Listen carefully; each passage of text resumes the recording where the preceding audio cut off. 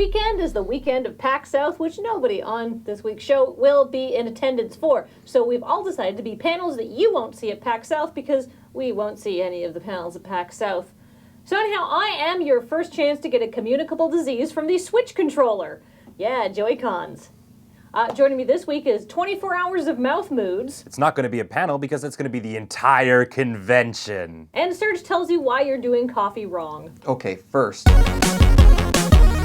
Police in Wales are looking for a man who broke into a Papa John's pizzeria while dressed as a giant Heineken beer bottle. He's still at large. Well, everybody knows the first step to a good robbery is a good costume. That's true. And if it's a gang operation, this is going to be a tough case. All right, first, Ben, I hate you. But that joke does scale. I mean, think about it. If the group grows, they can go 6-pack, 12-pack, flat. It's awesome. See, I'm telling you, this reeks of organized crime. And it's all run by Sudsy Malone and the Bottle Boys. Organized is a strong word to use in this context. In order to help them track down the thief, police have released this surveillance footage.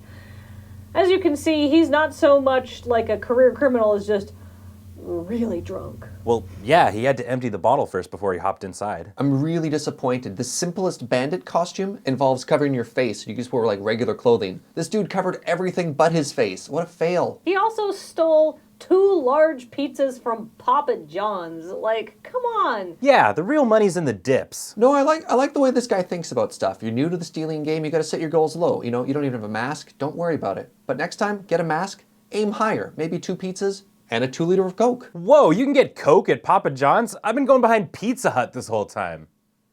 For the drug kind.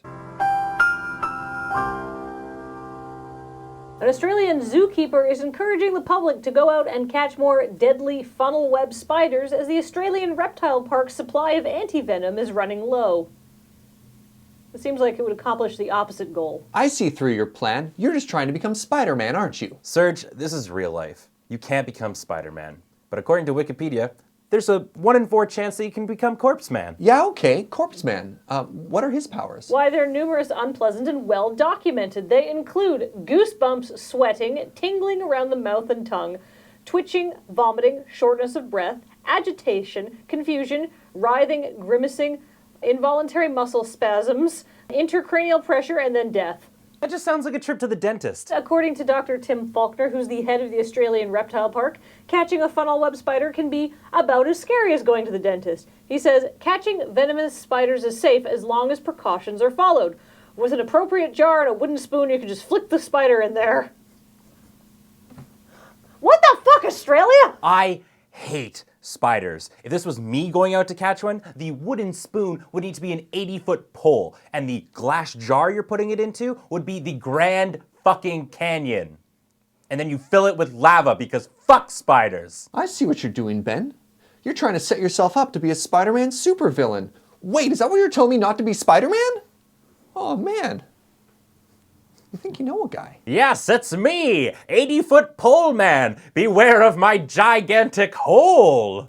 Gee, thanks, Ben. I literally have no idea where I could even take this story now. Back to my hole. Tune in next time as we get in my hole. There's a third story. Okay, did you know the citizens of Westport, Ireland are being kept up by late-night phone calls? Turns out many of their numbers are strikingly similar to the phone sex line run by British porn site Babe Station, and Irish callers are not using the international country code. A lot of people getting called at 4 a.m. to talk about their tits. Hello? What are you wearing? A gray sweater? Take it off. No, it's cold outside. Then turn up the heat. Do you have any idea how much a hydro bill costs right now? This isn't nearly as sexy as I thought it was going to be. So according to Irish regulators who have received numerous complaints about this issue, they don't actually have any power to compel Babe Station to change their phone number because the company is based out of the UK and they're in Ireland. But they're hoping that they can lobby their UK counterparts to make the company change its number as a matter of courtesy. I'm going to say not getting 2 a.m. phone calls from horny strangers just barely passes the courtesy line. I don't know, Serge. I kind of want to get one of those phone calls. Make them feel real nice, talk them up, get them right close to the edge, and right when they're about to go, I blast yakety sax, denying their orgasm, achieving my own. Are you sure you're not a supervillain? Alrighty then, and on that note, we're gonna call this episode of Feed Up to a close. And remember, there may be better sources of news, but they don't have this hat, which was the hat of the famous Gloopy the Clown. And it was sent to us from Alexa, David, and Jill, which are a family. Enjoys watching Feed Dump, but maybe they don't watch anymore.